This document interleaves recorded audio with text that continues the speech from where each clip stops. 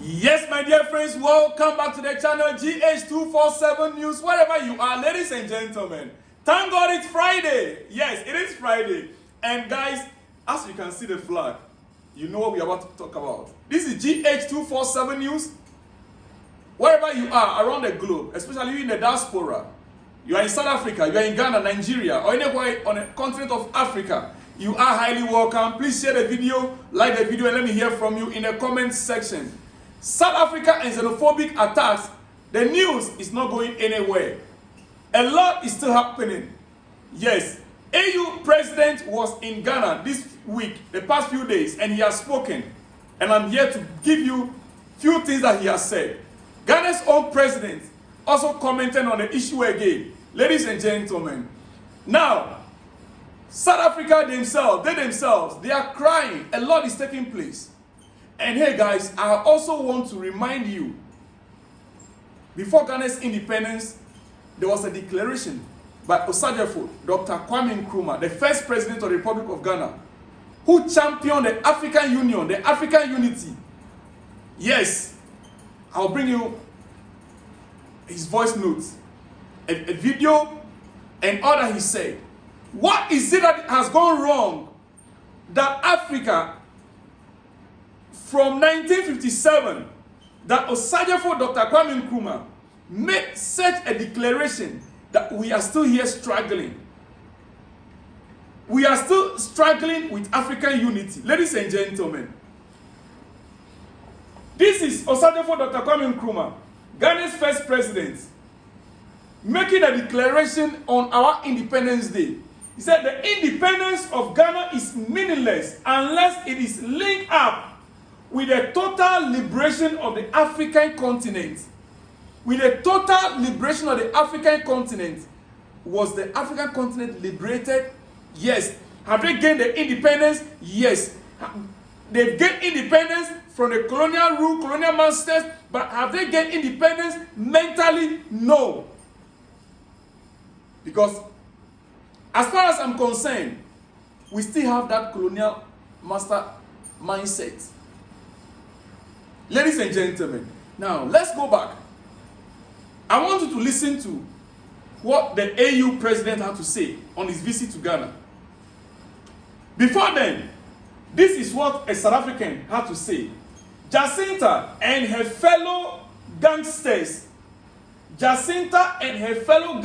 bring the country into disrepute with broken heart emojis. The imagine of the republic is being dragged into mud of much and much. Ladies and gentlemen, this is a South African complaining. Now, as you can see on your screen, that is the AU president having a meeting with Ghana's president right here. Right? Okay. I'll give you their voice notes, but quickly. You see, March and March, headed by Jacinta, ladies and gentlemen, they are causing more harm to South Africans' image than good. They are causing more harm to South Africans' economy than good. They are causing more harm to South Africa's relationship with other nations around the world, not just in Africa, than good. Ladies and gentlemen, March and March movement. Let me find out first and foremost, who is this lady Jacinta? What do you know about Jacinta? What do you know about her? Quickly, Jacinta Ngobese Zuma is a South African civic activist, former radio personality, and the founder of March and March. Prominent and controversial anti-illegal immigration movement. His background, leader profile. Jacinta Ngobese Zuma is a former Vuma FM presenter from Durban who transitioned into high-profile civic activism. March and March founded to campaign against undocumented immigration in South Africa, demanding tighter border controls and priority access to jobs and public service for legal citizens. Actions and protests. The movement has organized sustained demonstrations and events in regions like Durban, which have occasionally led to clashes with authorities and public controversy regarding xenophobic tensions. Ladies and gentlemen, the independence of Ghana is meaningless unless it is linked up with the total liberation of the African continent. Dr. Kwame Nkrumah. I am repeating it again. Ladies and gentlemen, now, the question I want to ask is, March for March, do they represent Africa? Do they represent the ideology of the liberation that we're talking about? Or are they representing something else? Let us listen to what the AU president had to say before we go back to what Dr. Osajefo, Dr. Kwame Nkrumah have for us. Ladies and gentlemen, let's listen.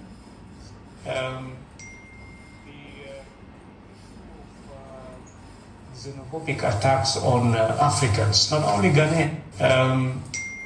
The issue of xenophobic attacks on Africans, not only Ghanaians, African citizens from many countries in South Africa is something that is really a big source of concern for the Commission. I was in South Africa a month ago. I met President Ramaphosa and I met Minister Lamola. The statement, the official statement is that we condemn that. We do not support that. Have you heard that? He says that he met President Zuma and the official statement from the government is that they condemn the xenophobic attacks. They do not condone that. But listen carefully to the next thing that the next word he will say. They made it even with me in a press conference with the foreign minister. He said if there are illegal migrants in South Africa, they have to be handled through the proper channels of the law of the country. The president of South Africa speaking in a press conference this way, that if there are illegal immigrants in a country at all, they will have to be handled through the proper channel. The question is, are the authorities watching? Are March for March, Jacinta and his group, are they the proper authorities handling the issue? Listen. This is the statements.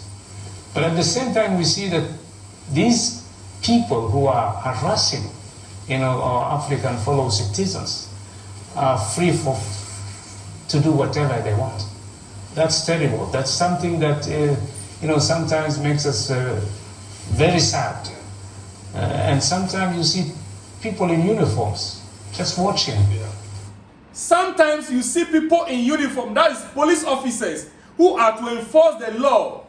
They are in uniform, you see them watching Jacinta and his March for March, terrorizing other African nationals and men in uniform, security officials in uniform watching on. That is what he's saying.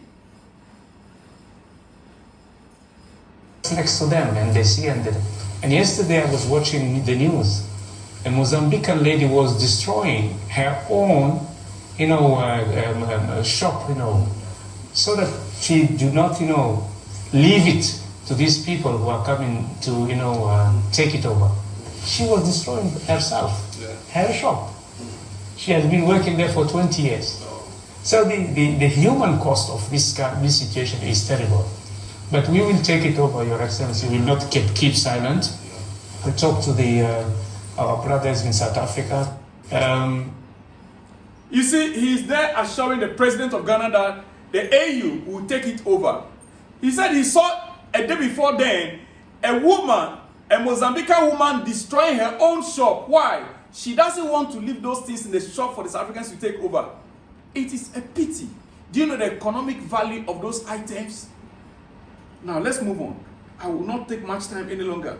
Let's move on. I want you to listen to what Osajefo, Dr. Kwame Nkrumah had to say regarding the liberation of the African continent.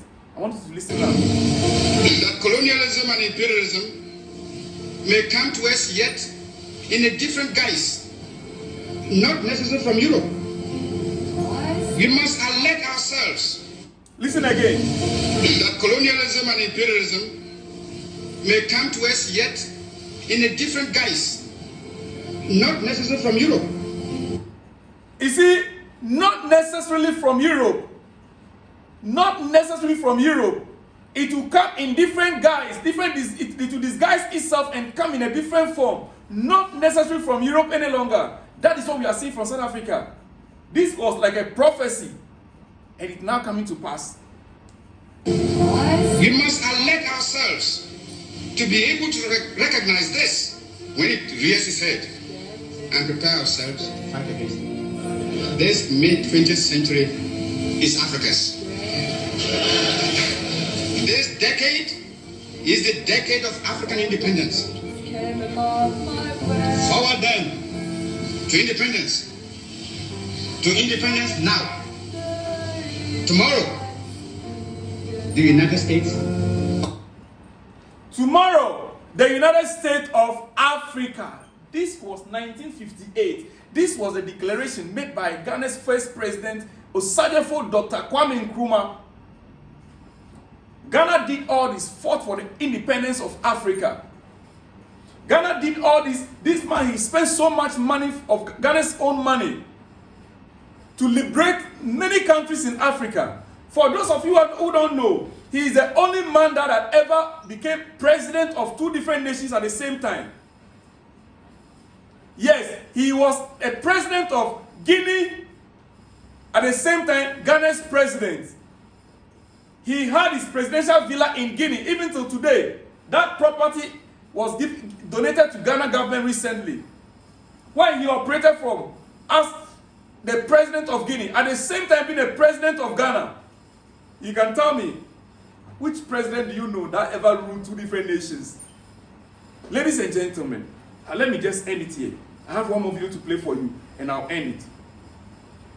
Jacinta, no. Now watch this video. Africanist and Ghana's founding father, Kwame Nkrumah. The independence of Ghana is meaningless unless it is linked up with the total liberation of the African continent. With that in mind, he founded African Freedom Day on April 15, 1958.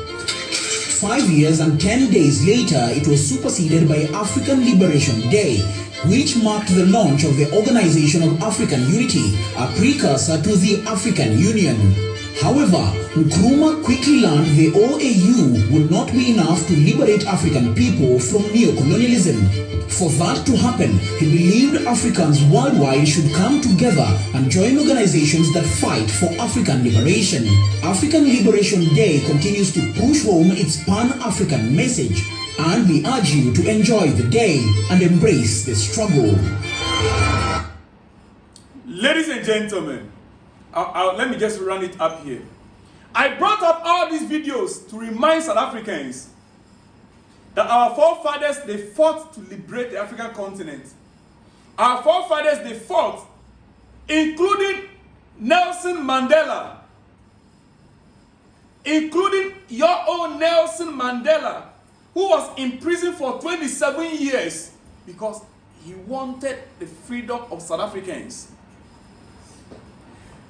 Nelson Mandela and the freedom fighters, it was some of these countries like Ghana, Nigeria, and the rest that hosted them, that accommodated them. To the extent, Ghana passport was issued to those freedom fighters to travel around the world to negotiate the freedom for South Africa. It was Ghana's money, hard-earned money from Ghanaians, taxpayers' money, was used to support the liberation of South Africa. Today, what are we hearing from Jacinta and his March for March group? South Africans, come back home.